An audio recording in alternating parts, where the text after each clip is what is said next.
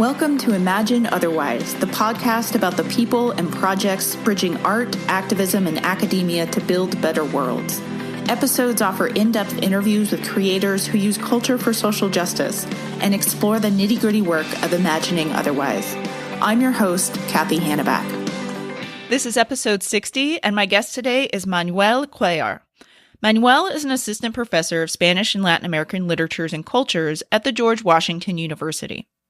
Trained in colonial and modern Latin American literatures, his research and teaching focuses on Mexican literary and cultural studies, with an emphasis on race, gender, and sexuality.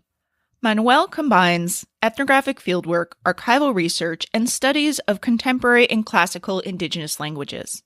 For over 20 years, Manuel has been a practitioner of Mexican folkloric dance, as both an instructor and a performer. In our interview, we talk quite a lot about how this dance background shapes his approach to the classroom and to his research. Manuel's strong background in Mexican traditional dance has inspired him to explore dance's role in Mexican national identity, indigeneity, and queerness.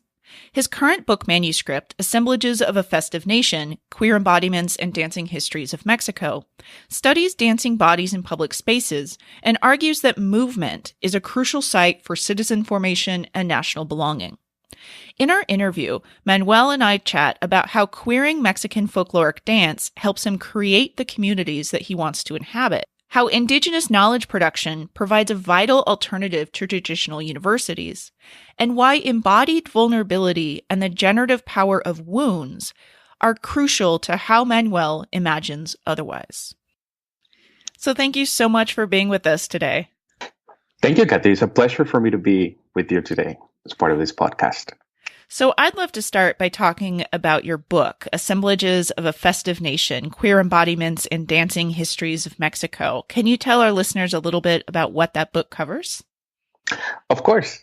Assemblages of a Festive Nation studies dancing bodies in public spaces. So I like to understand the role of movement and the role it plays in relationship to questions of citizen formation and national belonging. So I think of dance as a site to rehearse hegemonic representations of the nation that are, on the other hand, very complex and contradictory. And I look at the period between 1910 and 1940, more or less before and after the Mexican Revolution.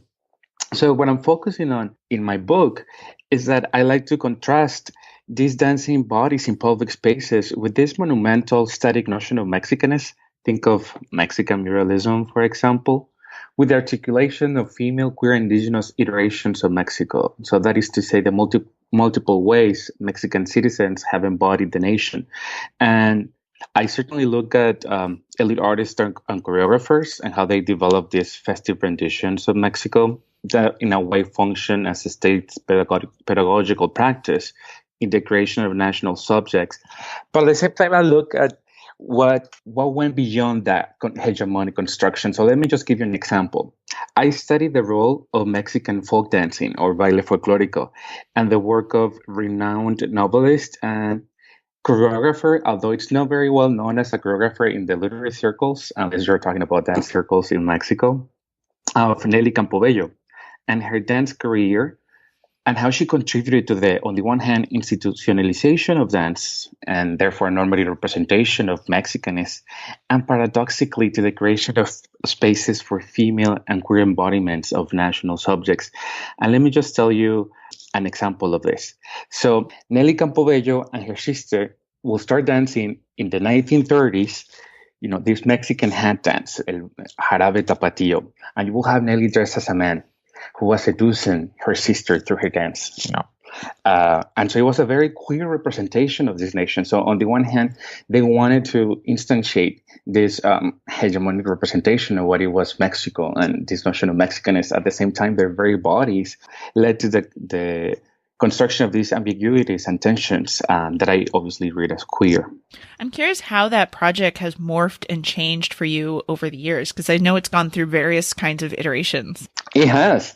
So in my doctoral work, what I first wanted to do, I wanted to focus on these staged instances of Mexicanness, but I wanted to understand them more as festive practices. So I wanted to look at these festive productions of Mexico. But then I decided to focus on the role of dance in the creation of, national imaginaries. So I went from exploring this notion of Mexico as a lived experience to try to engage more of the role of the body, of the actual body. And let me just give you an example of that. I engaged in performance ethnography. I tapped on my knowledge of Nahuatl background as a dancer, and I set out to study a contemporary carnival celebration in a Nahuatl-speaking community in Chicontepec, Mexico. This was crucial for my research, Kathy, because as you know, I'm trained in Latin American literary studies. And so it was me drawing on ethnographic fieldwork to explore the construction of indigeneity as lived experience. That is to say, focusing on it as an embodied problematic. And I wanted to see how the body was crucial to understand how we can ascribe new meanings and how the body has this capacity to consolidate, but also to unsettle cultural norms. And I think this is what, by engaging in this performance ethnography piece as a dancer, as someone who could speak now what to and participate in this ritual, I was able to understand how this instance help us grapple with knowledge transmission of norms, but also with the construction of contemporary indigenous subjectivities, and in particular of queer subjectivities that are rehearsed in this space. So you mentioned your work as a dancer, so as a performer, and I know you've also taught dance in various ways. Did you do that before you started your academic research, or were those things kind of developed simultaneously? Yes, I've always danced. I danced as a child in rural Mexico while growing up there, and I danced the nation, if you will, when I was growing up. And then when I moved to the United States, to California, I kind of danced a different nation. And this is what led me to try to figure it out what role it played, not only in the construction of a community, but also in my own, in the construction of my own self, right? I started exploring the sense of world making, the sense of empathy, healing, and care, if you will, now. And it became very crucial because I got to create the communities and spaces I wanted to inhabit. Obviously, I did so collaboratively, but certainly dance allowed me to explore this and expand the kind of world I was being part of. And I think there's something very powerful about bodies coming together to create this common union.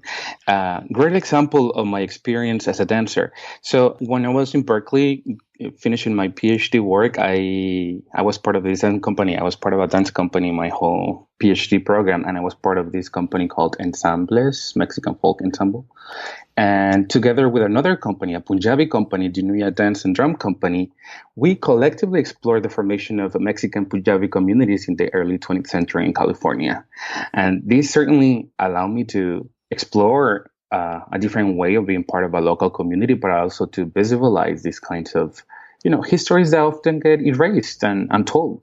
What was that kind of history of Mexican Punjabi dance history? I'm not super familiar with that. That sounds really fascinating. Oh, indeed, it is. So at the beginning of the 20th century, there were many Punjabi males who were working in the fields in central and, in Southern California. And so they couldn't bring their wives. Who were the women working in the fields? It was Mexican women, many of them who had an indigenous background. So our companies came together to put on this show that traced this history of the Punjabi and Mexican communities coming together. And we called them half and half Mexican, half Punjabi. Needless to say, the kinds of discrimination they face. But I think it was wonderful to bring Mexican and Punjabi communities and the Mexican Punjabi communities at the same time in places like Fresno to witness this celebration of invisibilized and often forgotten heritage, right? I mean, besides people who are Mexican Punjabi. But for me, even, it was a completely new experience. So I, as a folkloric dancer, had to learn how to dance Bhangra, for instance, right? And then you realize the ways in which your body literally learns how to move, and the ways that are, natural or not. And this is fascinating. Have you found that there are certain maybe lessons or habits that you developed as a dancer before you got into academia that have been particularly useful in your scholarship? Absolutely. I think, first of all, it allowed me to expand how I produce my work, how I engage my work. I think it's important to emphasize the fact that I'm trained as a literary scholar in Latin American literature, right? And so there is a set of conventions, and there's a set of rules that legitimize and make legible what kind of knowledge it's validated. And I wanted to engage in a kind of scholarship that promoted collaboration with individuals whose knowledge cannot be reduced to the academy, specifically that of indigenous communities, both in Mexico and the United States, because when you have indigenous communities in the United States who come from Mexico, they bring all this embodied knowledge with them and all these celebrations and rituals. And I think that's become significantly important for me. I also think this notion of rehearsing that is fundamental for any dance company or any other embodied expression. Let's just think of music. This idea of rehearsing these creative interventions became crucial to understand how I approach certainly the object of study, but also how you approach teaching. Teaching at the end of the day is a form of rehearsal for the kinds of, experiences your students are to have in the classroom and outside the classroom. And I think it also allowed me to recenter the experience and knowledge of the body of my students. And this is where I'm very much invested in community engaged teaching and scholarship. And I recently was able to design a new course for students to engage in service learning. And I think it's crucial for them to have and cultivate this experiential learning. And this was very important for me, especially because when discussing Latino communities in the DC area, we often deal with Central American Americans. But the fact of the matter is that they still remain very invisible in terms of discussions of like their literary production, their cultural production. And as a Mexicanist and as a Mexican now that lives in DC, surrounded by the Central American communities, I have made it a point for my students to get to interact with them, and obviously for me. And I think I get all of this sense of awareness that comes with dance. I think I want to translate that into the classroom. So you and I originally met back in the day because you were part of our grad school Rockstars mentorship community. And one of the things that you and I talked about and that the broader community talked a lot about then and now still is the importance of mentoring spaces and practices that are specifically for interdisciplinary people. Because there are a lot of great spaces for people in the disciplines, but not a lot for people whose work and whose bodies cross all kinds of boundaries. And I'm curious how you've approached mentoring or forging those kinds of supportive community spaces now as an assistant professor. I think one of the first things that I get from, that experience is to provide a sense of validation, the sense of validation that I certainly got by being part of the program, right? Now I'm able to do so for my students who want to explore different aspects of the community, and they usually deal with, very abstract ideas. And I want them to get the sense of what it is like to interact with these communities. And I'm just saying this because GW attracts a lot of people who are interested, for instance, in international law, in public policy, in these other fields that are, in a way, not very close to what we do in the humanities. And I think my role as a mentor has been to expose my students to different kinds of knowledge, to bring into this in conversation the training in their fields of public policy, international law, health, with diverse approaches, especially when we are to create together. And I challenge them to think beyond their disciplinary barriers.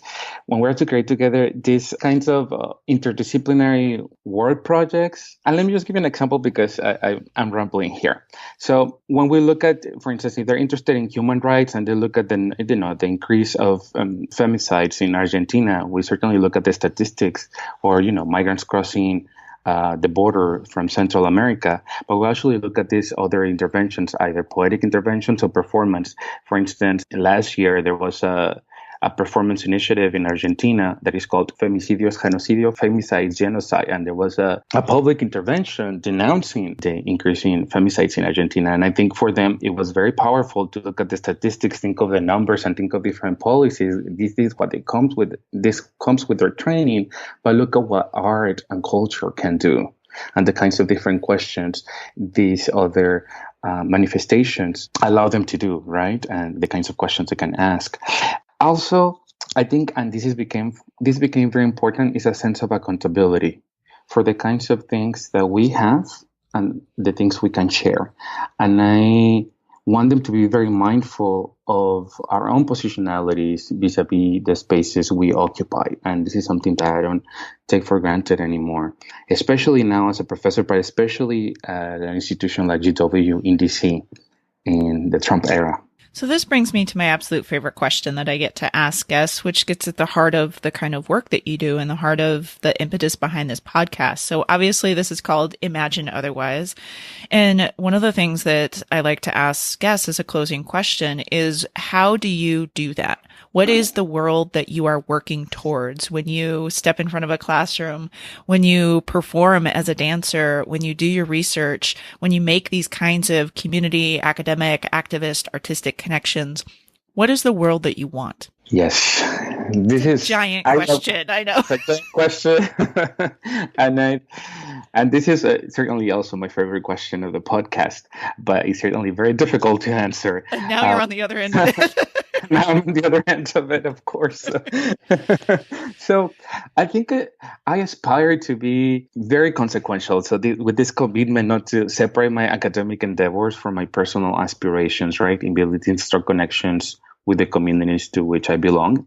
I also work to expand ways of relating to others, and this has become crucial. Certainly relating to others in terms of identifying with them, but also through our own embodied expressions. And I think this is what dance has allowed me to do, and this is why I'm very much invested. I recently joined a dance company that was just created here in DC, and there was not such a company before, a folkloric company. And I think this has been crucial to create these alternative spaces to foster intercommunal solidarity. So we have most of us are of Mexican descent, but we have a Syrian refugee, someone from El Salvador. So just this space to foster solidarity and also a healing, conducive kind of practice. As I continue to advance in my career and assume a different role as a professor at GW, I have been reminded of what Ahmed tells us, right? Like not to become resilient so that we can take more. I think this has been a constant struggle for me, especially because as a migrant, I bought into the idea of the American dream. I certainly benefited from it, right? Having come from the countryside in Mexico and then getting a degree from Berkeley and now being a professor. I think it's at times I've been complicit with the system, but this is where I get to push back. I aspire to expand how we can transform our conditions of life and being mindful of how our own constructions of the realities we inhabit may violate other people's ways of living and knowing. And I think the most challenging thing that I have experienced in recent years, especially since I became an assistant professor right at the moment when Donald Trump won the presidency, I have learned to occupy this wounded space and draw strength from it. And in so doing, try to heal. And I take this from, Ansel Dua's reflection on Now Let Us Shift. And she's become very closure for me of how sometimes it is through wounds that we can grasp certain forms of knowing and relating to others. I'm trying to become more vulnerable to liberate me. And in so doing, try to find a space of healing. Well, thank you so much for being with us today and sharing how you imagine otherwise. Thank you, Kathy. It was lovely. Thanks for listening to another episode of Imagine Otherwise. Imagine Otherwise is produced by Ideas on Fire, and this episode was created by Christopher Persad, Rebecca Reynolds, Michelle Velasquez-Potts, and myself, Kathy Hanneback. You can check out the show notes for this episode on our website at ideasonfire.net, where you can also read about our fabulous guest, as well as find links to the people and projects we discussed on the show.